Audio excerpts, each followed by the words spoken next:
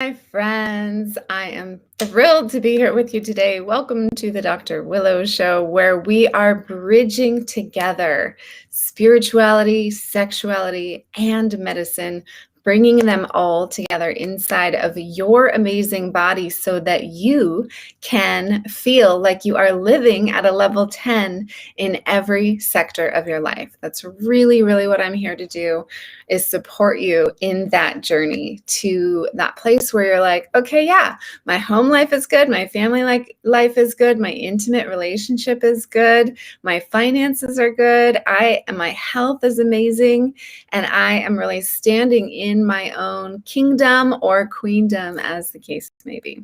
So today we're going to be talking about how you really have to get clear in order to call in that spiritual intimacy that you really desire. So you actually have to know what your fantasy is. What is it? Like specifics. You want to get really, really clear about this in order to obtain or to call in or to manifest spiritual intimacy. You got to get clear about what that is. So that would be my first sort of homework assignment for you, is to journal about that, or talk to a friend about it, or even talk to a therapist about it. What is spiritual intimacy for you? What does it mean for you? It's going to mean different things for different people. If there is something that's popping into your mind right now, write it in the comments. Start to inspire other people about, what it is that that they might glean from you. So the more that we share what spiritual intimacy is with one another, the greater our awareness of what is possible grows. And so for me, spiritual intimacy is number one, being seen, understood, and met. So those are kind of all the same thing. But, being seen is a big one for a lot of people, especially women, but I would say for men too. And so for really being understood, being, met in a way that you feel like the other person really gets you. So one thing you can do when you're calling in maybe that piece of spiritual intimacy, if that's a piece for you, is think about your best friend who totally gets you. You barely have to say a few words and they are on the same page as you. You could go a year or months without seeing them and you get right back with them and you're right on the same page. Like, they get you. Who's your best friend? How do they get you? Write about that. Write that down in your journal. What is it about the way that they understand you and see you and meet you that feels so nourishing to you, that feels like something you want to come back to for more and more and more? So that's one piece. The next piece to creating spiritual intimacy, in my mind, is for me, I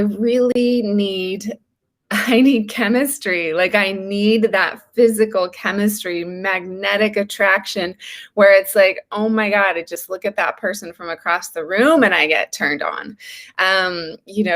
I think that's a really important piece of spiritual intimacy, and that's part of being able to be understood and met, is you can physically read each other. That piece of not having to say words is like, you can just come together, eye contact, have a sweet kiss or a sweet embrace, and it's like you are right there together, met in the same arena of universal connection and love.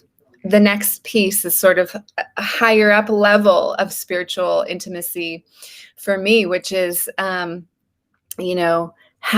a similar spiritual practice, having a similar way of relating to the world around me. So I see everything that comes into my life is guidance and is a sign to go this way or that way, and I never miss an opportunity to read into what the universe is speaking to me. And so if I have a partner who can do that as well, then we understand each other. We are on the same page. The more of a sort of a spiritual practitioner you are, the more you probably need your partner to be a spiritual practitioner as well. I've seen so many relationships that had the first two pieces, like I really feel seen, I really feel met by this person, they understand me. The intimacy, the chemistry is amazing, the sex is phenomenal, but then this piece of like, but they don't really actually do the practices that they preach, right? They talk about how meditation is so amazing, but they don't actually spend the time to do it.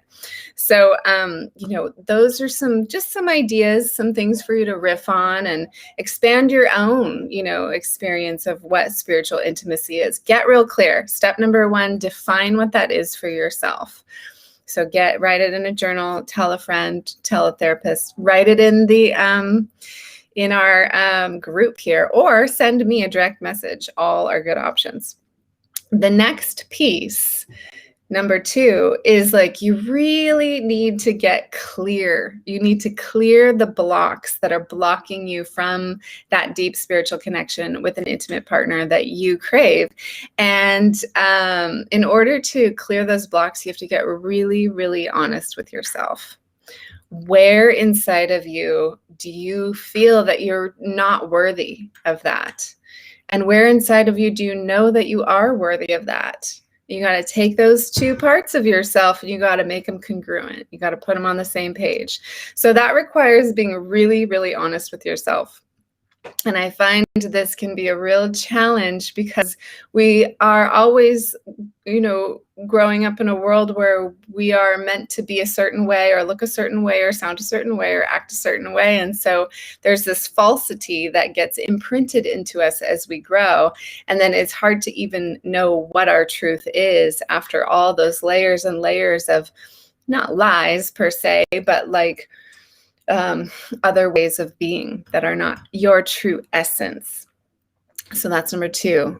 Get clear with yourself, clear those blocks, be very honest with yourself. Only then can you really be honest with another, which is what is so important to that spiritual intimacy, because you want to be able to trust the other person. So that's the number 3, is learning to trust yourself enough that you can trust another.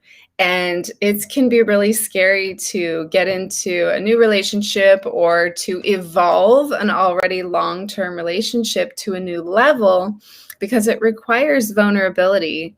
And if you are in a vulnerable state, what could happen? You could get hurt, right? And nobody wants to get hurt. But if you know how to trust yourself enough to move through heartbreak and heartache and that kind of pain, that kind of emotional pain of losing a beloved or losing a loved one in your life, then you know how to trust yourself to be vulnerable with that person.